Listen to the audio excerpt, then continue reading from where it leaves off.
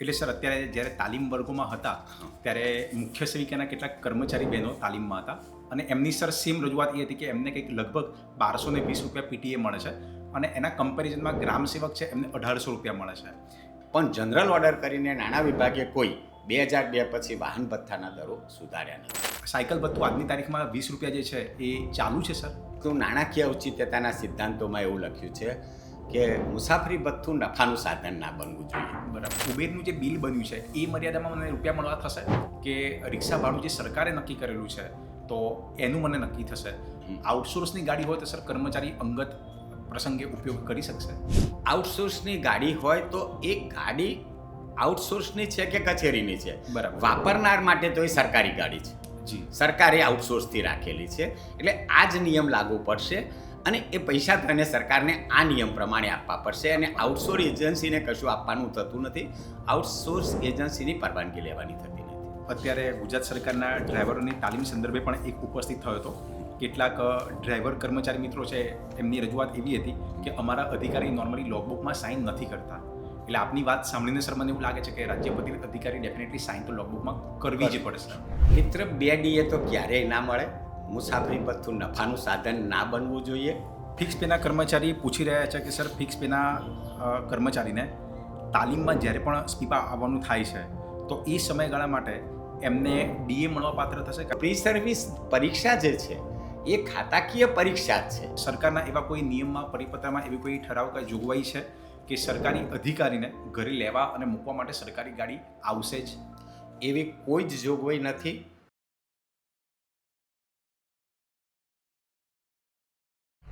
નમસ્તે, હું સુપથ મોઇલે અને મારા senior faculty Shri Haresh Joshi sir આજના આ પોડકાસ્ટની અંતર્ગત આપ સૌને આવકારીએ છીએ. મિત્રો, અગાઉ હું અને જોશી સર રજાના નિયમોના પોડકાસ્ટ સાથે આવ્યા હતા અને ઘણા ખરા કર્મચારી મિત્રો અને અધિકારી મિત્રોએ અમારા આ અભિગમને આવકાર્યો હતો અને જેથી જ આજે આ બીજો પોડકાસ્ટ આપ સૌની સમક્ષ મૂકવાની અમને સૌથી વધારે પ્રેરણા મળી છે. આજનો આપણો આ પોડકાસ્ટ મુસાફરી ભથ્થાના નિયમોનો અન્વયે છે. મુસાફરી ભથ્થાના નિયમો બાબતે ઘણા ખરા કર્મચારી અને અધિકારી મિત્રોને ઓફિસમાં વહીવટી કામગીરી કરતી વખતે ઘણા ખરા પ્રશ્નો ઉપસ્થિત થતા હોય છે. આ તમામ પ્રશ્નો અલગ અલગ કચેરી વિભાગોમાંથી મંગાવેલા છે અને જેના આધારે આજે હું અને મારા senior faculty Shri Haresh Joshi sir અમે લોકો આજે એની ઉપર ચર્ચા કરવા જઈ રહ્યા છે. શ્રી જોશી સર, આપનો પોડકાસ્ટની અંતર્ગત સ્વાગત છે સર. Thank you. સર, પહેલો પ્રશ્ન એવો છે, મને મારા જિલ્લા સહિત અન્ય જિલ્લાનો ચાર્જ છે. મને ચાર્જવાળા જિલ્લાનું પીટીએ મળી શકે કે 5%માં બધું જ આવી ગયું? અને જો મળી શકે તો કેટલું મળશે? નિયમ 23ના અનુસંધાનમાં સર સમજાવજો. વધુમાં સર કર્મચારી લખે છે કે મને સર આ નિયમ વાંચીને ઘણી ગેરસમજણ ઊભી થાય છે કારણ કે મારા જિલ્લામાં ફિલ્ડમાં 10 દિવસ જવાનું હોય છે અને સેમ બાજુના જિલ્લામાં પણ 10 દિવસ ફિલ્ડમાં જવાનું હોય છે અને આવું અમને બધા જ અધિકારીઓએ ફરમાવ્યું છે. પીટીએ એટલે પરમેનન્ટ ટ્રાવેલિંગ એલાઉન્સ, કાયમી મુસાફરી ભથ્થું.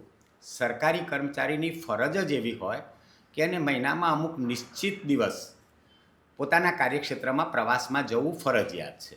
હવે અહીં એમ્પ્લોયીનો પ્રશ્ન એ છે કે એને 10 દિવસ એના કાર્યક્ષેત્રમાં જવાનું છે. હવે બીજા કાર્યક્ષેત્રનો એને ચાર્જ આપવામાં આવે છે અને એ જગ્યા પણ પીટીએ સાથે સંકળાયેલી છે. તો એને મળે કે ના મળે બીજી જગ્યાનું એ એનો પ્રશ્ન છે. મિત્ર, ચોક્કસ મળે. હવે કેટલું મળે એ આપનો પ્રશ્ન છે. તો સક્ષમ અધિકારી એટલે તમને ચાર્જ આપનાર અધિકારી નક્કી કરે તેટલું. નક્કી કરે એટલું એટલા માટે છે કે તમે 10 દિવસ તમારા કાર્યક્ષેત્રમાં જાઓ છો, 10 દિવસ તમે ચાર્જવાળા કાર્યક્ષેત્રમાં જાઓ છો, એટલે તમે 20 દિવસ તો તમારી ઓફિસની બહાર રહો છો. એવા સંજોગોમાં ઘણીવાર સક્ષમ અધિકારી એવું કહે કે તમારે 8 દિવસ તમારા કાર્યક્ષેત્રમાં જવાનું, 8 દિવસ ચાર્જવાળા કાર્યક્ષેત્રમાં જવાનું. તો તમારો ડ્યુરેશન 20થી ઘટીને 16 દિવસ થયો. તો 16 દિવસના પ્રમાણમાં ગણતરી કરીને સક્ષમ અધિકારી નક્કી કરશે. એ ઈચ્છે તો ફૂલ પણ આપી શકે. પણ 2 જગ્યાના સરવાળાથી વધવું જોઈએ નહીં. તો રૂલ 23માં જ એ વસ્તુ સ્પષ્ટ કરી છે અને મળવાપાત્ર છે.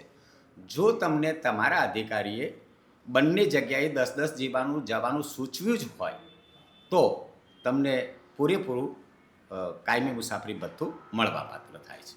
સર, આની જોડે એક પેરેલલ પ્રશ્ન એક ઉપસ્થિત થયો હતો. હા. વચ્ચે અત્યારે થોડા ટાઈમ પહેલાં મોડાસામાંથી એક કર્મચારીનો મને કોલ હતો. હા. એમણે મને વાત કરેલી કે સર મને નજીકમાં મને મહેસાણા જિલ્લાનો પણ મને ચાર્જ આપ્યો છે અને સાયમલ્ટેનિયસલી વધુ પણ એક અન્ય જિલ્લાનો ચાર્જ આપ્યો હતો. તો સર, શું ચાર્જના કિસ્સામાં TADA એને એક્સ્ટ્રા મળવાપાત્ર થશે? ચાર્જ એલાઉન્સ જે વ્યક્તિ મેળવે છે અને એને અધર ડિસ્ટ્રિક્ટ મુખ્ય મથકનો ચાર્જ આપવામાં આવે છે તો TADA તો 100% મળવાપાત્ર થાય, જો એ જગ્યા PTA સાથે સંકળાયેલી ન હોય. જો આ PTA મળતું હોય ત્યાં કાર્યક્ષેત્રમાં જવા માટે TADA મળવાપાત્ર નથી. બરાબર છે સર, અને એ વસ્તુ પણ આપણા મુસાફરી ભથ્થામાં લખેલું છે કે PTA અને TADA એક સાથે આકારી શકશે નહીં. બિલકુલ. સર, બીજો એક પ્રશ્ન છે. કાયમી મુસાફરી ભથ્થામાં નિયમ 19માં કાયમી મુસાફરી ભથ્થું નક્કી કરવાનું એક સૂત્ર નાણાં વિભાગે આપ્યું છે. હા. જેમાં C અને Dની વેલ્યુ કેવી રીતે નક્કી થશે? નાણાં વિભાગના કયા ઠરાવથી એ રકમ કેટલી મળવાપાત્ર છે? હવે મિત્રો, આપે કહ્યું કે રૂલ 90માં એનું સૂત્ર જ આપેલું છે અને એ સૂત્રનું સમજૂતી પણ રૂલ 90માં આપેલી છે. સીમાં એવું કહ્યું છે કે જે તે સમયે પ્રવર્તમાન દૈનિક ભથ્થાનો દર. એટલે જે કર્મચારી માટે આપણે કાયમી મુસાફરી ભથ્થું નક્કી કરીએ છીએ, માનો કે ગ્રામ સેવક માટે આપણે કાયમી મુસાફરી ભથ્થું નક્કી કરીએ છીએ, તો ગ્રામ સેવકના પગાર ધોરણ પ્રમાણે એ કેટલા દૈનિક ભથ્થા માટે એન્ટાઇટલ છે એ દર જ ધ્યાનમાં લેવાનો છે, જે પ્રવર્તમાન આપણો દર હોય તે. અત્યારે નાણાં વિભાગે 8/11/24ના ઠરાવથી પગાર ધોરણ પ્રમાણે દૈનિક ભથ્થાના દરો જાહેર કરેલા છે, તો એ દર એના કેસમાં લાગુ પડશે, એટલે દર તો એ જ લેવાનો છે. બીજો મહત્વનો પ્રશ્ન છે કે ડી એ શું છે? તો દૈનિક ભથ્થું તો આવી ગયું કે એને રહેવા જમવા માટેનું છે, પણ ડી એ ભાડા માટે છે, માઇલેજ ભથ્થાનો દર. હવે એની ગણતરી કઈ રીતે કરવી? તો ડી માટે એવું કહેવામાં આવ્યું છે કે જો એને આનું કાર્યક્ષેત્ર આખો જિલ્લો હોય તો નાણાં વિભાગના 16 જૂન 1989ના ઠરાવથી જિલ્લામાં મુસાફરી હોય તો એની એક મુસાફરીના 30 કિલોમીટર ધ્યાનમાં લેવા. એટલે માનો કે 10 દિવસ મુસાફરી છે તો 300 કિલોમીટર એની મહિનાની જર્ની થાય. બરાબર. અને જો વિધિન તાલુકા એનું કાર્યક્ષેત્ર હોય તો એમાં 22 કિલોમીટર ધ્યાનમાં લેવા. એટલે ડિસ્ટન્સ વાઇઝ જે આપણે માઇલેજ ગણવાનું છે કાં તો 30 કિલોમીટરનું, તાલુકામાં હોય તો 22 કિલોમીટરનું. એમાં વધારે એક સ્પષ્ટતા કરી છે કે એને હેડ ઓફિસમાં ફ્રિકવન્ટલી પાછું આવવાનું થતું હોય, વારંવાર મુસાફરી કરવાની થતી હોય તો ત્યાં 45 કિલોમીટર ધ્યાનમાં લેવા.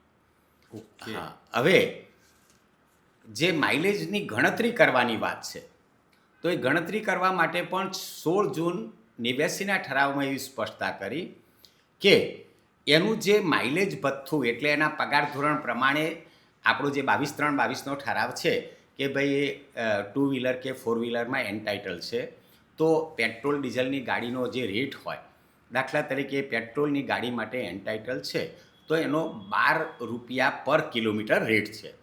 હવે એનું કાયમી મુસાફરી ભથ્થું નક્કી કરવા માટે એના 1/3 એટલે કે 4 રૂપિયા એ લેવાશે. અને એ જે વર્ગમાં મુસાફરી કરવા એન્ટાઇટલ હોય તો એનું રસ્તા માઇલેજ માટે સરકારે 45 પૈસા નક્કી કર્યા છે. એટલે 12 રૂપિયાના 1/3 એટલે 4 રૂપિયા અને વત્તા 45 પૈસા એટલે 4 રૂપિયા ને 45 પૈસા. અને એ 300 કિલોમીટર મુસાફરી કરે છે તો 300 ગુણ્યા 4 રૂપિયા ને 45 પૈસા. એટલે એટલું રાઉન્ડ એબાઉટ એનું 1500ની આસપાસ માઇલેજ ભથ્થું નક્કી થાય અને દૈનિક ભથ્થું એની જે દિવસો છે એના આધારે નક્કી થશે. તો એ રીતે એને મળવાપાત્ર થાય છે. બીજો પ્રશ્ન એ છે એમનો કે નાણાં વિભાગના કયા ઠરાવથી આ નક્કી થયેલું છે? જી. તો નાણાં વિભાગ કોઈનું કાયમી મુસાફરી ભથ્થું નક્કી નથી કરતું, કારણ કે દરેકની કાર્યક્ષેત્ર અને કામગીરી કેટલા દિવસ જવાનું છે દરેક વિભાગ નક્કી કરે છે. તો દરેક વિભાગ પોતે નાણાં વિભાગને દરખાસ્ત કરશે અને દરેક ખાતા માટે ને દરેક જગ્યા માટે કાયમી મુસાફરી ભથ્થું અલગ અલગ હશે. એટલે દરખાસ્ત કરવાની છે. હવે આપણા જીસીએસઆરમાં જે આપેલા છે કાયમી મુસાફરી ભથ્થાના રેટ, એટલે રેટ તો આપ્યા જ નથી, ફોર્મ્યુલા આપી છે.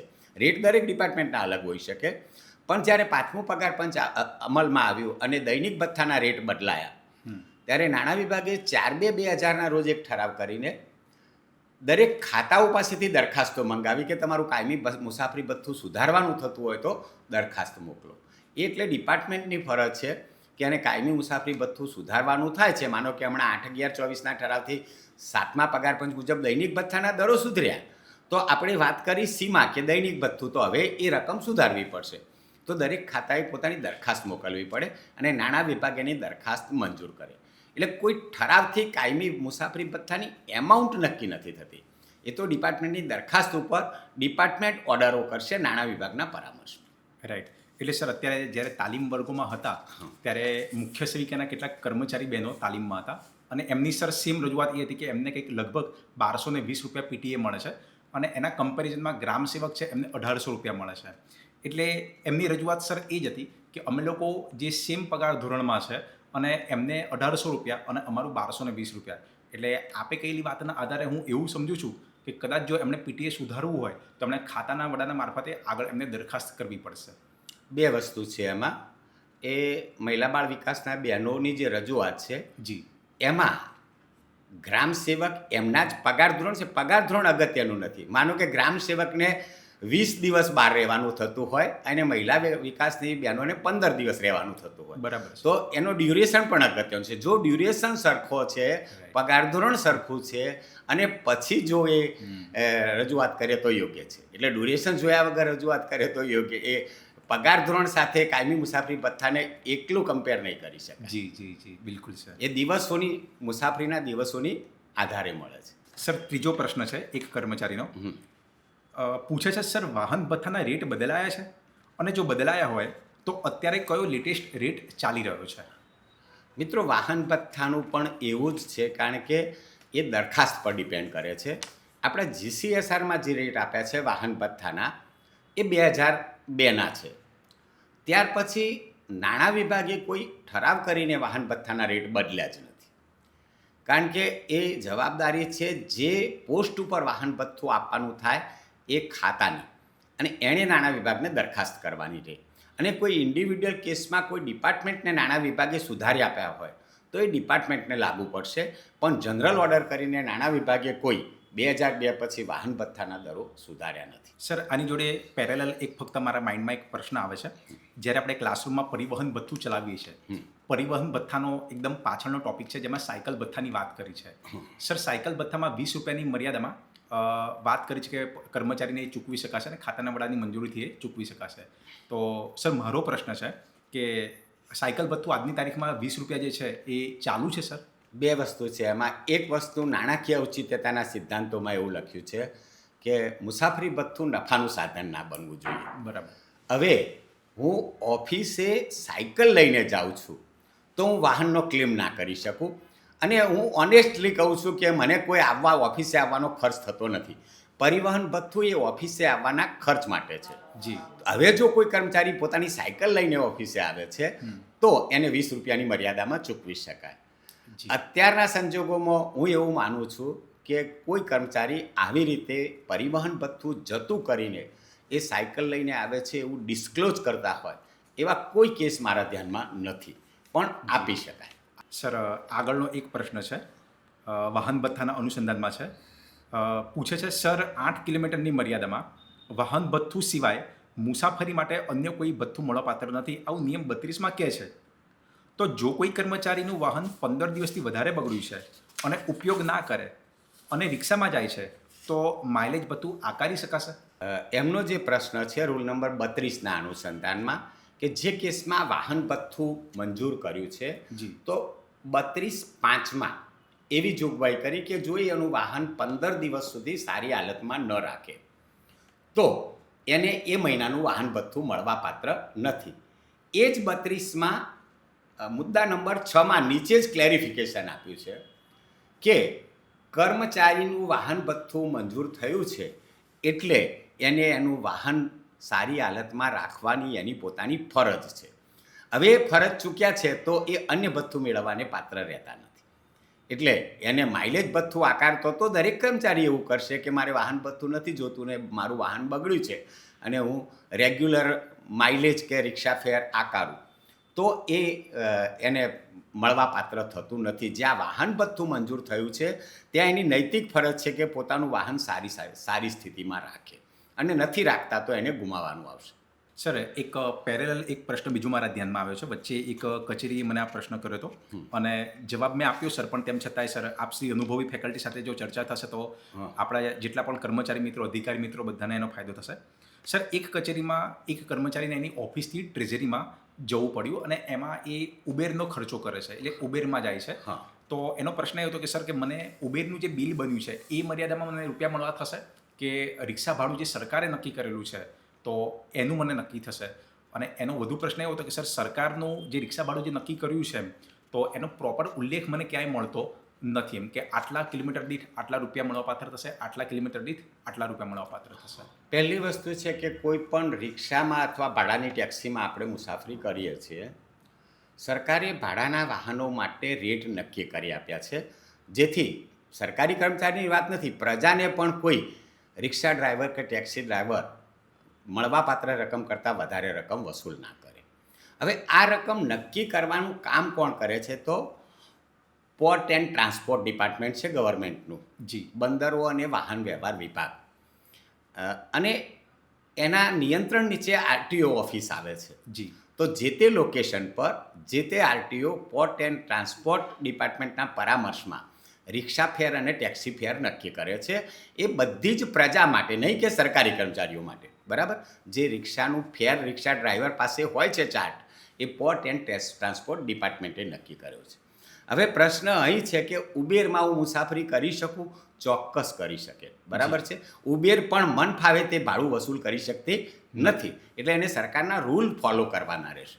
હવે કોઈ કેસમાં તમે ઉબેરમાં મુસાફરી કરી છે અને નિયત દર કરતાં વધુ પૈસા ચૂકવ્યા છે તો પણ તમને નિયત દર જ મળશે. હવે કાઉન્ટર ક્વેશ્ચન એ છે કે આ દર મને ક્યાંથી મળશે, બરાબર? તો જે ટેક્સી કે રિક્ષામાં તમે મુસાફરી કરો છો એ ડ્રાઈવર પાસે તમે એનું ચાર્ટ માગી શકો છો, બરાબર. ઘણીવાર અલગ અલગ શહેર માટે અલગ અલગ મોંઘવારીને ધ્યાનમાં રાખીને રેટ નક્કી કર્યા છે. અમદાવાદમાં રિક્ષા ફેરનો જે રેટ હોય એ ભાવનગરમાં ના પણ હોય, એ આરટીઓ નક્કી કરતા હોય છે, તો એ ચાર્ટ ત્યાંથી જ ઉપલબ્ધ થાય. બીજું વિશેષમાં તમારી જાણકારી માટે કે તમે ગૂગલમાં જઈને રિક્ષા ફેર એવું સર્ચ કરશો તો આખો ચાર્ટ તમને જે તે પ્લેસ વાઇઝ જોવા મળશે, બરાબર છે. પોર્ટ એન્ડ ટ્રાન્સપોર્ટ ડિપાર્ટમેન્ટે એની વેબસાઇટ પર આવા કોઈ રેટ મૂક્યા નથી, કારણ કે એને બધા 33 જિલ્લાના રેટ મૂકવા પડે, રાઈટ, બરાબર? એટલે એ તમને ગૂગલ પર અવેલેબલ જ છે આ રેટ સરકારે નક્કી કરેલા. તો એ રેટ પ્રમાણે હવે તમે ઉબેરમાં માનો કે 100 રૂપિયા ચૂકવ્યા છે પણ ચાર્ટ પ્રમાણે 80 જ મળવાપાત્ર છે, તો ઉબેરની મુસાફરી માટે એન્ટાઇટલ છો, પણ તમે 80 રૂપિયાથી વધારે ક્લેમ નહીં કરી શકો. બીજો એક પ્રશ્ન છે, પણ એ સર પેરેલલ પ્રશ્ન જ છે. જસ્ટ મેં આપને કાઉન્ટર પ્રશ્ન પૂછ્યો, એમણે મને એ જ પૂછ્યું છે કે સર મને મારી કચેરીમાં ઉબર રિક્ષાનો ઉપયોગ કરું છું તો એ ભાડું મંજૂર ના થતાં રિક્ષાના કાર્ડ પ્રમાણે ભાડું આપે છે, તો શું આ યોગ્ય છે? રિક્ષાનું ભાડું પત્રક ઓફિશિયલ ક્યાંથી મળશે? હું ઉબેર રિક્ષાનો ઉપયોગ કરી શકું? મને એવું લાગે છે સર કે આ પ્રશ્નનો ઉત્તર આપે બિલકુલ અમારા કાઉન્ટર પ્રશ્નમાં આપી દીધો છે.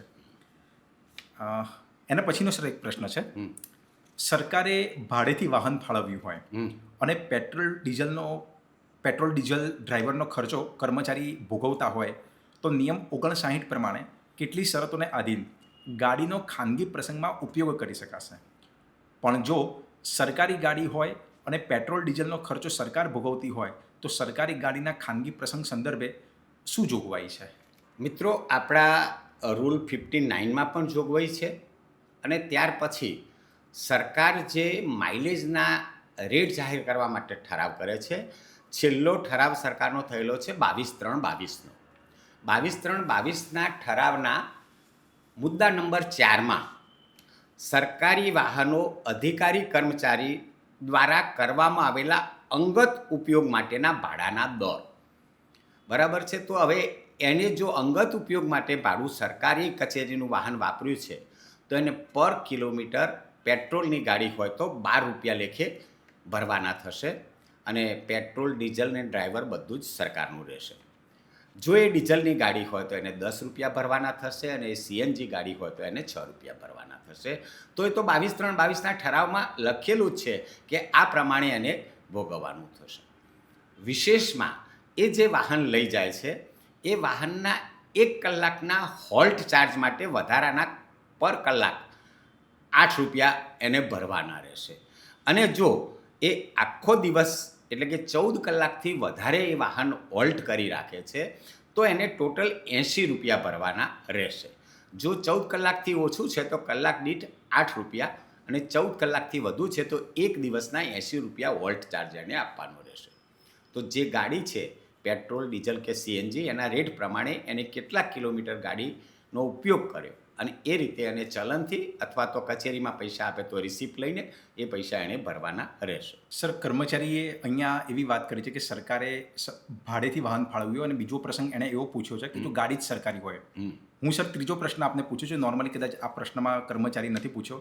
આઉટસોર્સની ગાડી હોય તો સર કર્મચારી અંગત પ્રસંગે ઉપયોગ કરી શકશે? આઉટસોર્સની ગાડી હોય તો એ ગાડી આઉટસોર્સની છે કે કચેરીની છે, બરાબર, વાપરનાર માટે તો એ સરકારી ગાડી છે. જી, સરકારે આઉટસોર્સથી રાખેલી છે એટલે આ જ નિયમ લાગુ પડશે અને એ પૈસા તો એને સરકારને આ નિયમ પ્રમાણે આપવા પડશે અને આઉટસોર્સ એજન્સીને કશું આપવાનું થતું નથી. આઉટસોર્સ એજન્સીની પરવાનગી લેવાની થતી નથી. જી. બીજું વિશેષમાં ખાસ કરીને એ વસ્તુ ધ્યાનમાં રાખવાની છે કે સરકારી વાહનનો ઉપયોગ ઇમરજન્સી સંજોગોમાં કર્મચારી અંગત ઉપયોગ માટે કરી શકે અને એ એનો હક નથી બનતો. અધિકારી જેને વાહન ફાળવ્યું છે સરકારી કામ માટે એ અધિકારી પોતે વાહન ફાજલ કરી શકે એમ હોય, જે સમયગાળામાં એને ખાનગી ઉપયોગ માટે જરૂર છે એ સમયગાળામાં વાહન ફાળવી શકાય એમ હોય તો જ એ ફાળવશે, એનો હક બનતો નથી. સામાન્ય રીતે કોઈ કર્મચારી ઓફિસમાં છે ને ઘરે કે ગામડે એનું કોઈ રિલેટિવ એક્સપાયર થઈ ગયા છે અથવા સિરિયસ બની ગયા છે ને તાત્કાલિક એને નીકળવું છે અને વાહન ભાડે કરવા જાય તો એને વિલંબ થાય એવો છે. એવા સંજોગોમાં આ રિક્વેસ્ટ કચેરીના વડા માન્ય રાખતા હોય છે. અથવા કર્મચારીને ફરવા જવું છે કે એના માટે માગે તો ગાડી ફાજલ કરી શકાય એવું હોય તો જ એને એ મંજૂરી મળી શકે. એટલે આપણો હક નથી બનતો સરકારી ગાડી અંગત ઉપયોગ માટે વાપરવાનો. વધુ એક પ્રશ્ન છે સર. સર, હું જુનિયર ક્લાર્ક તરીકે નોકરી કરું છું. કચેરીના કામ માટે કચેરીના વડા મને ગાડી આપે છે પણ લોગબુકમાં મારી સહી કરાવે છે. શું આ યોગ્ય છે? મને જ્યાં સુધી ખબર છે ત્યાં સુધી મુંબઈ આકસ્મિક ખર્ચ 1959 પ્રમાણે રાજ્યપત્રિત અધિકારી જ સહી કરશે. યોગ્ય માર્ગદર્શન આપશો સર? મિત્રો, તમે જે પ્રશ્ન કર્યો રૂલ નંબર 69 મુંબઈ આકસ્મિક ખર્ચના નિયમો 1959. પહેલી તો તમારા પ્રશ્નની શરૂઆત કરીએ કે મને સહી કરાવે એ યોગ્ય છે તો બિલકુલ યોગ્ય છે. લોગબુક જો તમે જોયું હોય તો લોગબુકના જે કોલમ છે એમાં કોલમ નંબર 13માં એવું કહેવામાં આવ્યું છે કે વાહન વાપરનારની સહી. જી. એટલે વાહન વાપરનાર બિન રાજ્યપત્રિત છે તો એમાં એને સહી કરવાની છે. અને બાજુમાં જ કોલમ નંબર 14માં જો વાહન વાપરનાર બિન રાજ્યપત્રિત હોય તો રાજ્યપત્રિત અધિકારીએ પણ સહી કરવાની રહેશે. એટલે એની સહી એણે વાપર્યું છે એ એની સહી કરવાની રહેશે. પણ એને વાપરવાની મંજૂરી રાજ્યપત્રિતની હતી એટલે એને પ્રમાણિત રાજ્યપત્રિત અધિકારી કરશે. એટલે બિન રાજ્યપત્રિત છે તો એને કોલમ 13માં સહી કરવાની છે અને રાજ્યપત્રિત 14માં કરશે. જો રાજ્યપત્રિત અધિકારી છે તો એ પોતે 14માં જ સહી કરશે, 13નું કોલમ ખાલી રહેશે. એટલે એણે સહી કરવાની છે.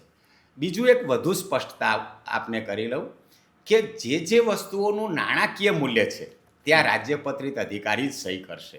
જી. ઘણીવાર નાણાકીય બાબતોમાં આપણે કેશબુક એટલે સરકારી નાણાંની લેવડ દેવડ થતી અને નોંધાતા હોય એ રજિસ્ટરને કે ચોપડાને આપણે કેશબુક કહીએ છીએ.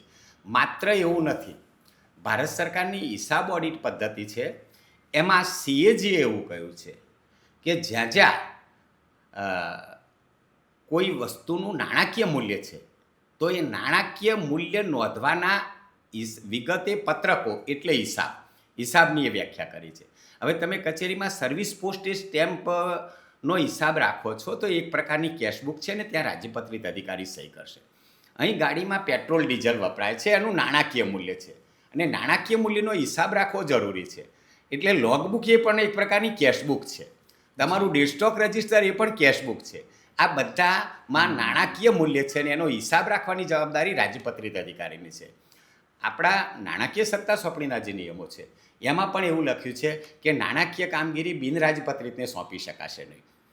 એટલે રાજ્યપત્રિત અધિકારીએ સહી કરવા માટે કોલમ 14માં ઉલ્લેખ જ છે.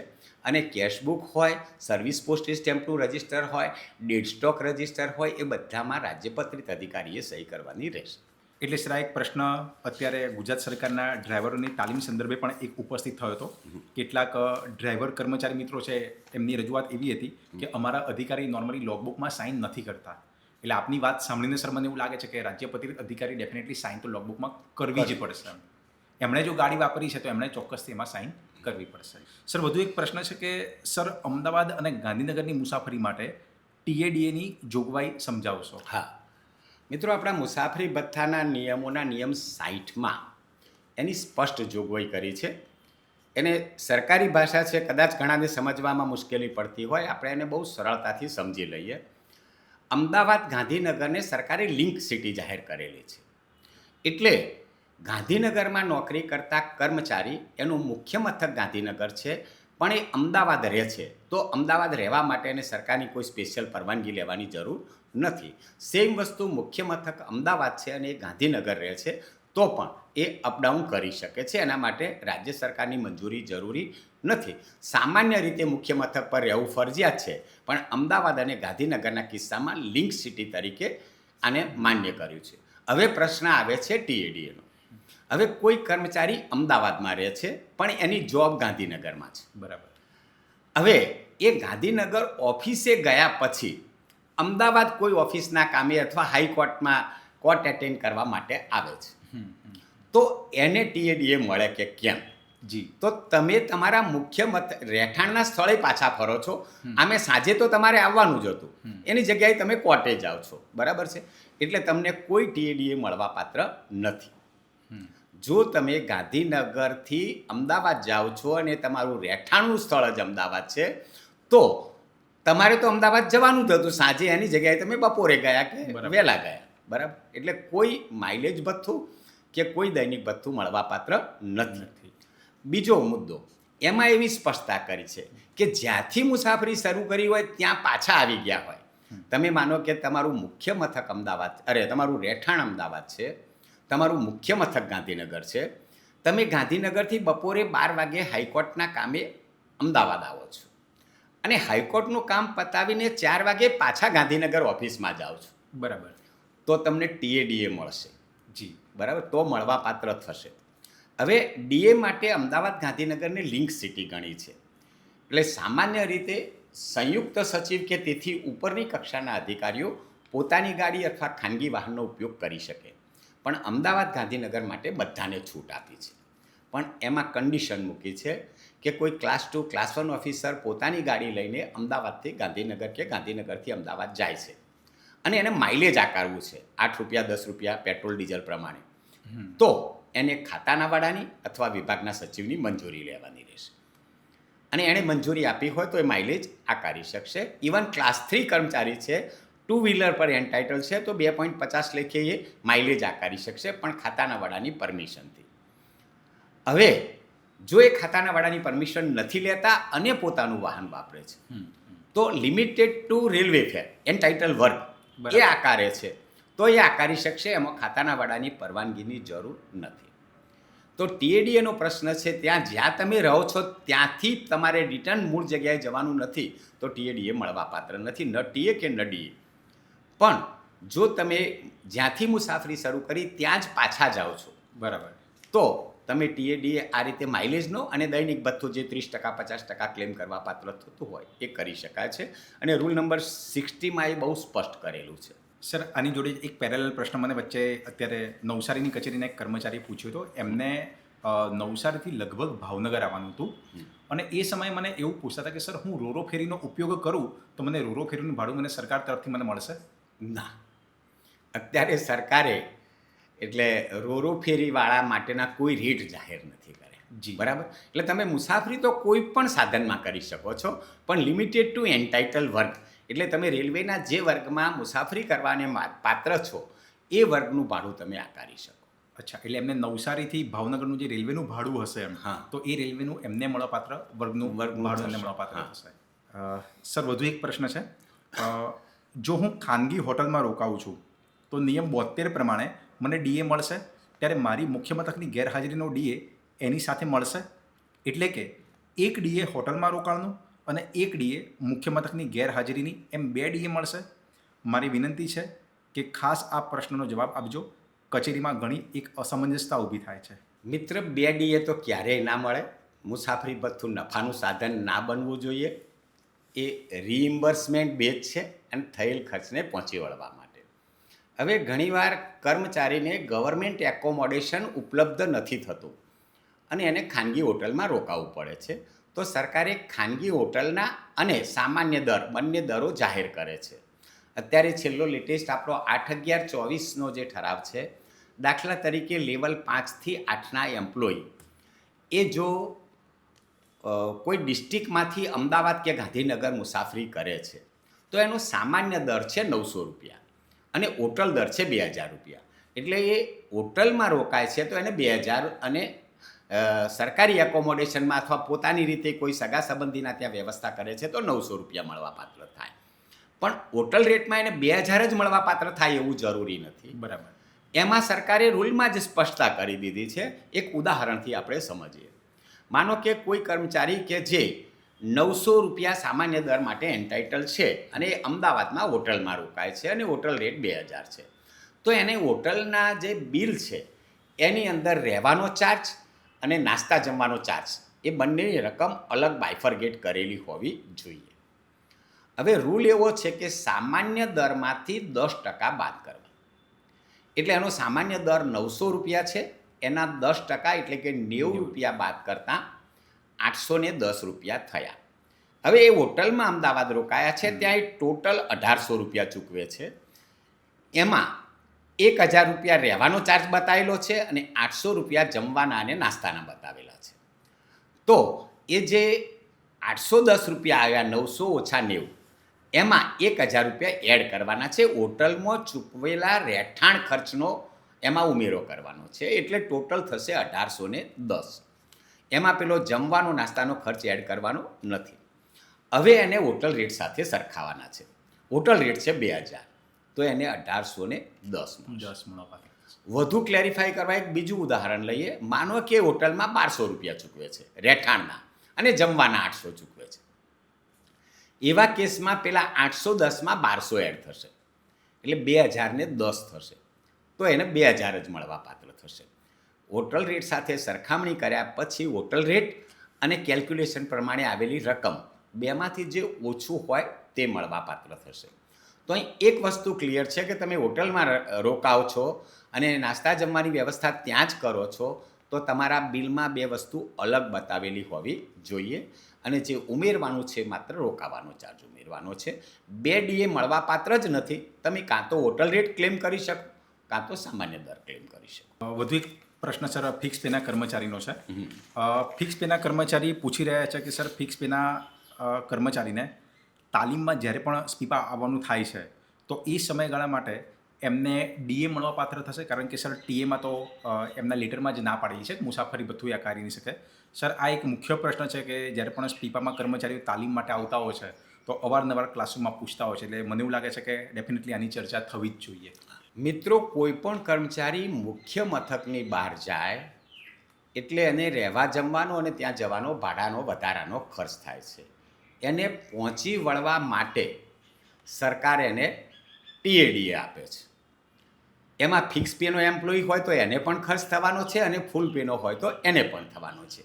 બંને માટેની ટીએડીએની પોલિસી અલગ છે. પણ ફિક્સ પેના એમ્પ્લોયી મુખ્ય મથકની બહાર જાય છે એટલે એને ટીએડીએ 100% મળવાપાત્ર થાય, પછી એ તાલીમમાં જતા હોય કે અન્ય કામે જતા હોય. અહીં જે પ્રશ્ન છે, હું એવું સમજું છું કે સ્પીપાનો ઉલ્લેખ એણે કર્યો એટલા માટે કે સ્પીપામાં 2 પ્રકારની તાલીમ ચાલે છે. એક પ્રી સર્વિસ તાલીમ ચાલતી હોય છે અને એક રિફ્રેશર કોર્સિસ ચાલતા હોય છે. હવે પ્રી સર્વિસની તાલીમ જે છે એમાં ઘણા બધા ડિપાર્ટમેન્ટે પોતાના રિક્રુટમેન્ટ રૂલ્સમાં એવા પ્રોવિઝન કર્યા છે કે પ્રી સર્વિસની તાલીમ દરમિયાન દૈનિક ભથ્થું મુસાફરી ભથ્થું મળવાપાત્ર થશે નહીં. તો જ્યાં રિક્રુટમેન્ટ રૂલ્સમાં પ્રોવિઝન છે ત્યાં મળવાપાત્ર નથી. રિક્રુટમેન્ટ રૂલ્સમાં એવું કોઈ પ્રોવિઝન નથી તો એને પ્રી સર્વિસ હોય તો પણ મળી શકે. બરાબર છે. અને સામાન્ય તાલીમ છે તો મુખ્ય મથકની બહાર જાય છે 3 દિવસ 5 દિવસ કે 10 દિવસની એની ખાતાની તાલીમ છે. ફિક્સ પેના રેટ અલગ છે અને ફૂલ પેના રેટ અલગ છે, એને આકારી શકે. ફિક્સ પેના એમ્પ્લોયીને ભાડાની જ્યાં વાત છે તો એ જે કક્ષામાં કામ કરે છે એ કક્ષામાં જે વર્ગમાં મુસાફરી કરવા એન્ટાઇટલ છે એ વર્ગનું ભાડું આકારી શકે. એટલે એના માટે ભાડું છે કે માનો કે કોઈ નાયબ મામલતદાર છે તો નાયબ મામલતદાર કઈ કક્ષામાં મુસાફરી કરવા માટે એન્ટાઇટલ છે તો એ વર્ગનું એ ભાડું આકારી શકે. અને ડીએના રેટ એના જાહેર કરેલા છે એ પ્રમાણે એને છેલ્લા 2025માં જાહેર કર્યા કે 6 કલાકથી 12 કલાકની મુસાફરી હોય તો 50%, 12 કલાકથી વધુ હોય તો એના 100% એ આકારી શકે છે. તો તાલીમ દરમિયાન ન મળે એવો કોઈ જોગવાઈ નથી, પણ પ્રી સર્વિસ તાલીમ છે તો રિક્રુટમેન્ટ રૂલ્સ વેરીફાઈ કરવા પડે. બીજી વસ્તુ, આપણા મુસાફરી ભથ્થાના નિયમોમાં પણ એવું લખ્યું છે કે કોઈ પણ કર્મચારી જો સળંગ 180 દિવસથી વધુ તાલીમમાં છે તો 180 દિવસ પછી મળવાપાત્ર નથી. ઇટ મીન્સ કે તાલીમ દરમિયાન મળવાપાત્ર છે, પણ ડિપાર્ટમેન્ટે રિક્રુટમેન્ટ રૂલ્સમાં પ્રોવિઝન કરીને ના પાડી છે તો જ મળવાપાત્ર. સર, બીજો એક પ્રસંગ એવો બન્યો કે વચ્ચે અત્યારે સુરત સ્પીપામાં જ્યારે તાલીમમાં હતો ત્યારે બ્રેકમાં એક કર્મચારી મને મળવા આવ્યા અને એમણે મને વાત કરી કે સર એમણે કંઈક સુરતથી ભરૂચ ખાતે મુસાફરી કરી હતી અને એમના કચેરીના જે વડા હતા એમણે એ મુસાફરીનું જે બિલ જે છે એ એટલા માટે નકાર્યું હતું કારણ કે કર્મચારીએ ગુર્જર નગરી એટલે કે એક્સપ્રેસ બસમાં મુસાફરી કરી હતી. તો સર, ચોક્કસથી આજના પોડકાસ્ટના માધ્યમથી આવા તમામ કચેરીઓની અંતર્ગત આપણે એક સ્પષ્ટતા અને આ ગેરસમજ દૂર કરી દઈએ. મૂળ પ્રશ્ન સર એવો છે કે શું ફિક્સ પેના કર્મચારી એક્સપ્રેસ બસમાં મુસાફરી કરી શકે કે ના કરી શકે? 100% કરી શકે. ફિક્સ પેના કર્મચારી આપણે વાત કરી કે એની કેટેગરી પ્રમાણે ફિક્સ પે જુનિયર ક્લાર્ક છે કે ફિક્સ પે નાયબ મામલતદાર છે અથવા ફિક્સ પે સિનિયર ક્લાર્ક છે. તો જો નાયબ મામલતદાર એક્સપ્રેસ બસમાં મુસાફરી ફૂલ પેવાળા કરી શકતા હોય તો ફિક્સ પેનો નાયબ મામલતદાર પણ એક્સપ્રેસ બસમાં મુસાફરી કરી શકે. ફિક્સ પેનો ટીએડીએનો જે ઠરાવ છે એમાં સ્પષ્ટ લખ્યું છે કે કર્મચારી જે કક્ષામાં ફરજ બજાવે છે એ કક્ષાની પાત્રતાના ધોરણે એ માઇલેજ મેળવવાને પાત્ર ઠરશે, એટલે કે ભાડું મેળવવાને પાત્ર ઠરશે. તો એ મુસાફરી એન્ટાઇટલ વર્ગમાં ચોક્કસ કરી શકે છે અને એ ભાડાનો ક્લેમ કરી શકે છે. ફિક્સ પેનો કર્મચારી એની કક્ષા જોઈને ભાડું આકારવાનું છે અને ડીએ એ નાયબ મામલતદાર હોય કે જુનિયર ક્લાર્ક હોય એનો રેટ ફિક્સ નક્કી કરેલો છે, એટલે એ રેટ પ્રમાણે એ આકારી શકશે 50%, 100%. સર, એની જોડે સાયમલ્ટેનિયસલી મને પણ એક પ્રશ્ન થયો. નોર્મલી વિમાન ભથ્થાની જે વાત કરેલી છે એમાં એક એજન્સી ચાર્જની સર વાત કરી છે કે એજન્સી ચાર્જ 10 રૂપિયાની મર્યાદામાં મળવાપાત્ર છે. તો સર એના બાબતે એક સ્પષ્ટતા કરજો કે એજન્સી ચાર્જ જે 10 રૂપિયા આજની તારીખમાં પણ 10 રૂપિયા છે, કાં તો આપણે જો કોઈની ટિકિટ બુક કરાવીએ તો આજે બટ ઓબ્વિયસ છે કે જો ફ્લાઇટની ટિકિટ બુક કરાવીએ તો એજન્ટ સાધારણ રીતે 500 રૂપિયા તો એક્સ્ટ્રા એ લેવાના જ છે. તો સર આ 10 રૂપિયા એ કેવી રીતના ટકી શકશે? એ વાત સાચી છે, પણ એ રેટ સરકારે નથી સુધારેલા. જી, 10 રૂપિયા સામાન્ય રીતે એર જર્નીની વાત છે તો સરકારે એવું નક્કી કર્યું છે કે તમારે એર ઇન્ડિયા મારફતે જ મુસાફરી કરવાની રહેશે અને ટિકિટ આપણે ટિકિટ કાઉન્ટર ઉપરથી અથવા ડાયરેક્ટ એર જર્ની પાસેથી મેળવવાની રહેશે. મારે એરપોર્ટ સુધી ટિકિટ લેવા જવું ન પડે અથવા તો એની ઓફિસ સુધી જવું ન પડે, એટલે હું ઘરે બેઠા બેઠા એજન્ટ થ્રુ ટિકિટ બુક કરાવું છું તો એ મારી અંગત વ્યવસ્થા માટે કરું છું, તો એવો ખર્ચ મારે બેર કરવાનો રહે. અને સરકારે 10 રૂપિયા નક્કી કર્યા પછી આ એજન્સી ચાર્જ માટે કોઈ સુધારો બહાર પાડ્યો નથી. જી સર, એટલે સરકારે તિજોરી ઉપર એક ભારણ પણ ન પડે અને સરકારની મૂળ ઈચ્છા એવી કે ભાઈ કર્મચારી બારોબાર કાઉન્ટર ઉપરથી ટિકિટ લે તો એજન્ટ પ્રથા અહીંયાથી નીકળી છે. બિલકુલ સર. સર, એના પછીનો એક પ્રશ્ન છે કે બદલી વખતે કર્મચારીને કુલ કેટલા ભથ્થા મળશે? સર, વિગતવાર સમજાવજો. જેમ કે બદલી મુસાફરી ભથ્થું, માલ સામાન ફેરવવાનો ખર્ચો, સંયુક્ત બદલી ભથ્થું, ફરજ ઉપર જોડાણનો સમયનો પગાર વગેરે વગેરે. વધુમાં માલ સામાન ફેરવવાના ખર્ચની ગણતરી કેવી રીતના કરવાની છે? અમારી કચેરીમાં એને ઉચ્ચક ગણતરી કરીને આપી દે છે. મિત્રો, બદલી મુસાફરી ભથ્થું 2 રીતે મળવાપાત્ર છે. એક સંયુક્ત બદલી મુસાફરી ભથ્થું કોમ્પોઝાઇટ. એ કર્મચારીએ પોતે એનો જે મૂળ પગાર હોય એની 80% રકમ જો એનું બદલીનું ડિસ્ટન્સ 20 કિલોમીટર કરતાં વધારે હોય. એને આપણે ઉચ્ચક બદલી ભથ્થા તરીકે ઓળખીએ છીએ. એ તો એને મળવાપાત્ર થાય જ છે. આ ઉપરાંત જો એનો સામાન જૂના સ્થળેથી નવા સ્થળે ટ્રાન્સફર કરે છે તો સામાન લઈ જવાનો ખર્ચ પણ મળવાપાત્ર છે ઉચ્ચક બદલી ભથ્થા ઉપરાંત. હવે એ ખર્ચ કેટલો મળે? તો તમે રેલવે દ્વારા લઈ જાઓ છો તો પગાર ધોરણ પ્રમાણે તમે રેલવેમાં જે ભાડું ચૂકવ્યું છે એ 6000 કિલોગ્રામ સામાનનું ભાડું, 3000 કિલોગ્રામ સામાનનું ભાડું, 1500 કિલોગ્રામ સામાનનું ભાડું પગાર ધોરણ પ્રમાણે નક્કી કરેલું છે. એનાથી વધારે તમે સામાન લઈ ગયા છો કે ચૂકવ્યો છે તો લિમિટેડ ટુ રેલવે ફેર આકારી શકો છો. તમે રસ્તા માર્ગે લઈ જાઓ છો, 8/11/24ના ઠરાવમાં સરકારે રસ્તા માર્ગના રેટ પણ પર કિલોમીટર જાહેર કર્યા છે.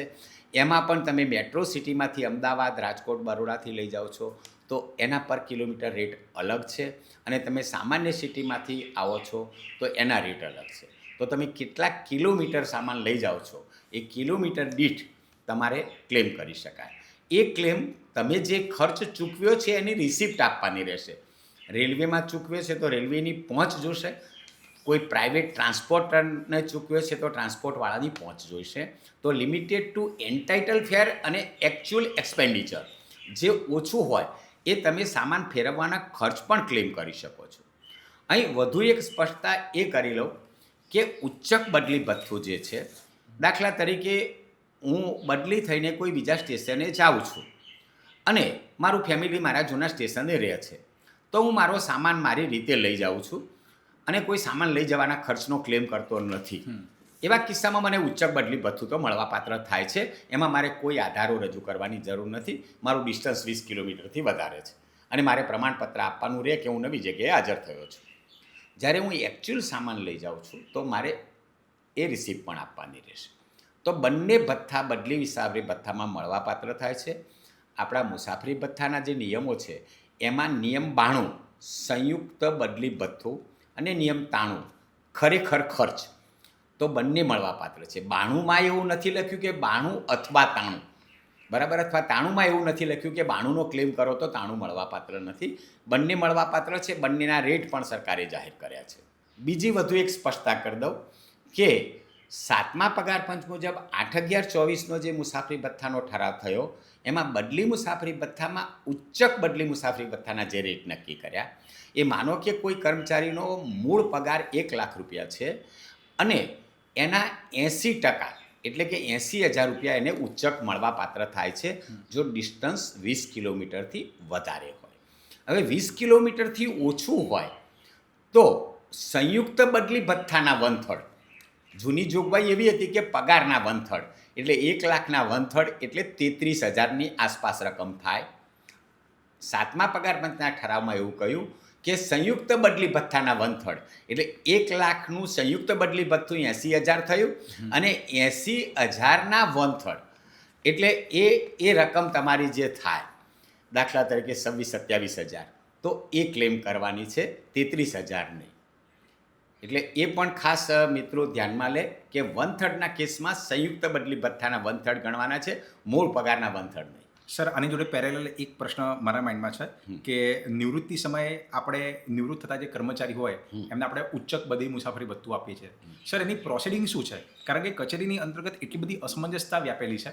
કેટલાક કર્મચારી મિત્રો નિવૃત્તિ બાદ એને આકારવાનો પ્રયત્ન કરતા હોય છે, અથવા તો માનો કે નિવૃત્તિની પહેલાં આકારવું છે તો એની પ્રોસિડિંગ એટલે કર્મચારી કેવી રીતના વિનંતી કરશે એની એક વાત જણાવશો? કોઈ પણ કર્મચારી નિવૃત્ત થાય છે તો એને પણ બદલી મુસાફરી ભથ્થાની જેમ 2 ભથ્થા મળવાપાત્ર છે, ઉચ્ચક બદલી ભથ્થું અને ખરેખર ખર્ચ. જો એણે ઉચ્ચક બદલી ભથ્થું લેવું છે તો એને એપ્લિકેશન નિવૃત્તિ પહેલાં આપી દેવાની રહેશે કચેરીમાં. રૂલ પ્રોવિઝન તો એવું છે કે એને નિવૃત્તિની તારીખે ચૂકવાઈ જવું જોઈએ. હવે ઘણીવાર એવું બને છે કે એણે અરજી આપી પણ બિલ પ્રોસેસમાં છે અને ટ્રેઝરીમાંથી વિલંબ થયો છે અને નિવૃત્તિની તારીખ નીકળી જાય છે તો ટ્રેઝરી વાંધા લેતી હતી કે હવે મળવાપાત્ર નથી, કારણ કે નિવૃત્તિની તારીખ જતી રહી, નિવૃત્તિ પહેલાં ચૂકવી દેવાનું છે. એ કેસમાં સરકારે સ્પષ્ટતા કરી છે ટ્રેઝરીને એક પરિપત્રથી કે જો એની એપ્લિકેશન કે એના મંજૂરી હુકમ નિવૃત્તિ પહેલાં થયેલો હોય તો ચૂકવણી નિવૃત્તિ પછી કરી શકાશે. પણ નિવૃત્તિ પછી જ જો એ ઉચ્ચક બદલી ભથ્થા માટે અરજી આપે છે તો એ ગ્રાહ્ય રાખી શકાશે નહીં અને મળવાપાત્ર નથી. અને પછી પેલું તો એનું બાકી જ રહે છે ક્લેમ ખરેખર ખર્ચનો. જો એ સામાન ટ્રાન્સફર કરે છે અને આધારો રજૂ કરે છે તો નિવૃત્તિની તારીખથી 6 માસમાં એણે ક્લેમ કરવાનો રહેશે. અને જો નિવૃત્તિ પહેલાં ઉચ્ચકની અરજી આપી હોય તો બંને મળવાપાત્ર થશે. આ સર રકમ જે છે એ કેશમાં મળવાપાત્ર છે? હા, એટલે એના એકાઉન્ટમાં. હવે તો આપણે કોઈને કેશ પેમેન્ટ કરતા બિલકુલ, નથી, એનું બિલ બિલકુલ. રજૂ થશે ને એના એને એકાઉન્ટમાં આવશે એમ. સર એક બીજો એક પ્રશ્ન છે. કર્મચારીને મુખ્ય મથક બહાર મિટિંગમાં તાલીમ દરમિયાન ચા, બિસ્કિટ, કોફી કે વર્કિંગ લંચ આપવામાં આવે તો દૈનિક ભથ્થામાં કોઈ કપાત કરવાની થાય? નથી થતી કરવાની કપાત. હવે મિત્રો, એ ઘણા બધાને એવું કન્ફ્યુઝન એટલા માટે છે કે આપણા GCSRમાં આ બાબતે કોઈ સ્પષ્ટતા નથી, બરાબર. પણ એ તો સ્પષ્ટતા છે કે તમને રહેવા જમવાની સુવિધા ફ્રી પૂરી પાડી હોય તો તમે 1/4 એટલે 25% ક્લેમ કરી શકો છો. માત્ર રહેવા અથવા માત્ર જમવાની સુવિધા ફ્રી હોય તો 50% ક્લેમ કરી શકો છો. પણ વર્કિંગ લંચ, ચા, બિસ્કિટ, કોફી આપ્યા છે તો એના માટે નાણાં વિભાગનો 5382નો ઠરાવ છે.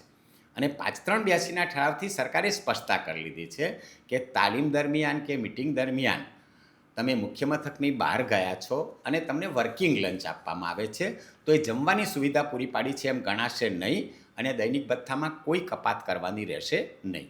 તો 5382ના ઠરાવથી આ વસ્તુ સરકારે સ્પષ્ટ કરેલી છે. તમને પૂરેપૂરું બંને ટાઈમ જમવાનો ખર્ચ પૂરો પાડ્યો હોય તો તમે 50% ક્લેમ કરી શકો અને રહેવાનો પણ પૂરો પાડ્યો હોય બંને વસ્તુ તો 25% ક્લેમ કરી શકો. બીજો એક સર પ્રશ્ન ફિક્સ પેના કર્મચારીઓનો છે. એ ઘણી ખરી વખતે ક્લાસરૂમમાં અથવા તો કોલ ઉપર ક્યારેક પૂછતા હોય છે કે સર અમે ફિક્સ પેના કર્મચારી છે અને અમે સ્પીપાની જે પૂર્વ સેવા પરીક્ષા આપવા જઈએ છીએ તો એ સમયગાળા માટે અમને ટીએ અને ડીએ શું મળવાપાત્ર છે? કારણ કે એમની કચેરીમાં એવો પ્રશ્ન ઉપસ્થિત કરવામાં આવે છે કે આ જે બાબત જે છે એ ફક્ત ખાતાકીય પરીક્ષા માટે જ મળવાપાત્ર છે, એમાં ક્યાં પણ પ્રી સર્વિસીસનો ઉલ્લેખ નથી. તો ફિક્સ પેના કર્મચારી બાબતે સર મિત્રો, જો કોઈ અધિકારી એવું અર્થઘટન કરતા હોય કે પ્રી સર્વિસ પરીક્ષા અલગ છે અને ખાતાકીય પરીક્ષા અલગ છે, નો ડાઉટ બંને પરીક્ષાના પ્રકાર અલગ છે. પણ પ્રી સર્વિસ પરીક્ષા એ ખાતાકીય પરીક્ષાનો એક ભાગ છે. ખાતાના કારણે તો એને પ્રી સર્વિસ આપવાની છે, બરાબર છે. તો પ્રી સર્વિસ પરીક્ષા જે છે એ ખાતાકીય પરીક્ષા જ છે. જી. એટલે એ મુખ્ય મથકની બહાર જાય છે. આપણા GCSRના રૂલમાં પણ નિયમ 923માં ફરજની વ્યાખ્યા કરી છે. એમાં પણ ઉલ્લેખ કર્યો છે કે ખાતાકીય પરીક્ષામાં કર્મચારી ફરજ પર ગણાશે. બીજું, આપણા મુસાફરી ભથ્થાના નિયમોમાં પણ જોગવાઈ છે કે ખાતાકીય પરીક્ષા આપવા જાય તો એને TADA આપવાનું છે. પણ પરીક્ષાનું પરિણામ આવે એ જોયા પછી એનું TADA મળવાપાત્ર થશે. પરીક્ષા સંતોષકારક રીતે આપી છે કે કેમ એ નિયંત્રણ અધિકારીએ વેરીફાઈ કરવાનું. સંતોષકારક રીતે સર માનો કે પહેલા અટેમ્પ્ટમાં એના 5 પેપર છે અને 5માંથી એના 4 પેપર નીકળી ગયા છે, 1 પેપર બાકી છે, તો શું એનું TADA નથી ચૂકવવાનું? 100% ચૂકવવાનું છે. સંતોષકારક એટલે એને પાસ થવા પ્રયત્ન કર્યો છે પણ પાસ નથી થયા. બરાબર. અસંતોષકારક ક્યારે કહેવાય કે બધા જ પેપરમાં ફેલ છે અથવા મિનિમમ માર્ક આવ્યા છે અને પરીક્ષા આપવા કોઈ પ્રયત્ન જ નથી કર્યો, માત્ર ફરીને પાછા આવી ગયા છે, એવા કેસમાં રોકી શકે. એટલે પ્રી સર્વિસ એક્ઝામ માટે TADA ન આપવું એ માન્યતા ખોટી છે. It's a part of the department. એનું નામ ડિપાર્ટમેન્ટલ એક્ઝામ અને પ્રી સર્વિસ એક્ઝામ બે પ્રકાર અલગ પડે એટલે પ્રી સર્વિસ કહીએ છીએ. પણ એ ખાતા સાથે સંકળાયેલો છે એટલે એને પ્રી સર્વિસ પાસ કરવી ફરજિયાત છે અને એટલા માટે એને TADA તો મળવાપાત્ર જ થાય. અને સર આજના પોડકાસ્ટનો એક અંતિમ અને મહત્ત્વનો પ્રશ્ન. મધ્યાંતરે એક કચેરીમાંથી એક અધિકારીનો જ મારા ઉપર કોલ હતો. એમણે મને વાત કરી કે સર મારી કચેરીમાં મારા તાબા હેઠળના કેટલાક અધિકારી જે છે તો એ લોકો નોર્મલી PTA આકારતા નથી, એમ પરમનન્ટ ટ્રાવેલિંગ એલાઉન્સીસ આકારતા નથી, એ લોકો પરિવહન ભથ્થું પણ કોઈ પ્રકારનું આકારતા નથી, પણ ઘરે આવવા અને જવા માટે સરકારી ગાડીનો ઉપયોગ કરે છે. તો સર આ કેટલે અંશે વેલિડ છે અને સરકારના એવા કોઈ નિયમમાં, પરિપત્રમાં એવી કોઈ ઠરાવ કાંઈ જોગવાઈ છે કે સરકારી અધિકારીને ઘરે લેવા અને મૂકવા માટે સરકારી ગાડી આવશે જ? એવી કોઈ જ જોગવાઈ નથી અને કોઈ પણ અધિકારી સેક્રેટરીથી નીચેની રેન્કના સરકારી ગાડી લઈને ઘરે આવી જઈ શકતા નથી. એની સ્પષ્ટતા આપણા પરિવહન ભથ્થાનું જે રૂલ નંબર 40 છે એમાં થયેલી જ છે. જ્યારે પરિવહન ભથ્થું નહોતું, પરિવહન ભથ્થું 5મા પગાર પંચથી અસ્તિત્વમાં આવ્યું, 4થા પગાર પંચ સુધી નહોતું, તો સચિવ કે તેથી ઉપરની કક્ષાના અધિકારીઓ સરકારી ગાડી ઘરે લઈ જવા વાપરે તો એમના પગારમાંથી એની રકમ કાપી લેવામાં આવતી હતી. સરકારે રકમ નક્કી કરેલી હતી કે 400 રૂપિયા, 300 રૂપિયા આવી. એ કપાતી હતી. હવે જ્યારે પરિવહન ભથ્થું 5મા પગાર પંચમાં આવ્યું ત્યારે એ ઠરાવમાં એમને ઓપ્શન માગ્યું કે તમે પેલા 400 રૂપિયા કપાવવા માગો છો અને ગાડી લઈ જવાનો ઉપયોગ ચાલુ રાખવા માગો છો તો તમારે 400 કપાવવાના રહેશે નહીં, પરંતુ તમને પરિવહન ભથ્થું મળશે નહીં. અને જો તમે પરિવહન ભથ્થું મેળવવા માગો છો તો સરકારે આપેલી કારની સુવિધા પાછી ખેંચી લેવામાં આવશે. કોના માટે? સેક્રેટરી માટે. તો નીચેના અધિકારીઓને જે કંઈ ગાડી ફાળવાઈ છે એ અંગત ઉપયોગ માટે નથી ફાળવાઈ, એ ફાળવાઈ છે કચેરી કામ માટે, અને એને ઉપયોગ કચેરી કામ માટે જ કરવાનો રહેશે. હવે પ્રશ્ન એ છે કે ઘણા બધા અધિકારીઓને લેટ સિટિંગ કરવું પડતું હોય છે, સવારે વહેલા પણ આવતું હોય, એચઓડી કક્ષાના હોય, તો એવા અધિકારીઓએ પોતાના વહીવટી વિભાગ મારફતે નાણાં વિભાગમાં પરામર્શ કરી અને ખાસ કિસ્સામાં પરિવહન ભથ્થું જતું કરવાની વ્યક્તિગત કેસમાં મંજૂરી લીધી છે. જેને મંજૂરી મળી છે ગાડીનો ઉપયોગ કરી શકે છે, જેને નથી મળી એ બિલકુલ નથી કરી શકતા, અને અનઓથોરાઇઝ છે અથવા અંગત ઉપયોગ ગણાય ને એને પૈસા ભરવા ના થાય, ઓડિટના ધ્યાન પર આવે. જી ખૂબ ખૂબ આભાર સર. આજના આ પોડકાસ્ટની અંતર્ગત જોશી સર સાથે ઘણી બધી ચર્ચાઓ જે છે એ બહુ જ ફ્રૂટફુલ રહી.